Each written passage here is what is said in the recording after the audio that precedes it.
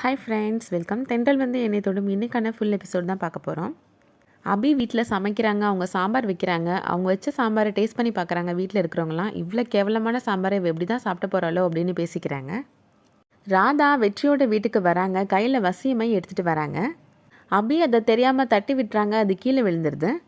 அதனால் அபி அந்த மையை எடுத்து ராதா கையில் கொடுக்கறதுக்கு பார்க்குறாங்க. அது வேகமாக வந்து ராதா பிடுங்கிடுறாங்க.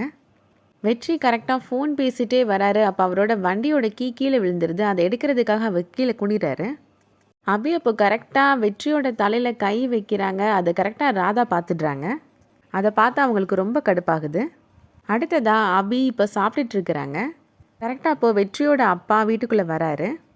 ஏற்கனவே வீட்டில் இருக்க எல்லாருமே என்னோடய பென்ஷன் காசில் தான் உட்காந்து சாப்பிட்டுட்ருக்குறாங்க. அதில் உனக்கும் சேர்த்து நான் தண்டை சோறு போடணுமா அப்படின்னு சொல்லி அவமானப்படுத்தி பேசுகிறாரு. அப்போது அவர் ரூம்குள்ளே போயிடுறாரு. அப்போ அபி அழுதுகிட்டே எல்லாருக்கிட்டேயும் சொல்கிறாங்க, நான் யூஎஸில் படிக்கும்போது பார்ட் டைமாக ஜாப் பார்த்தேன். அந்த காசில் தான் இப்போ நான் சமைச்சு சாப்பிட்றேன். நான் யாரோட காசுலேயும் சாப்பிடல. 4 நாளாக நான் சாப்பிடல. என்னால் பசி தாங்க முடியலை. என்னோட காசில் சாப்பிட்றதுக்கு நான் இவ்வளோ அவமானப்படணுமா அப்படின்னு சொல்லி அழுதுகிட்டே சொல்கிறாங்க அபி.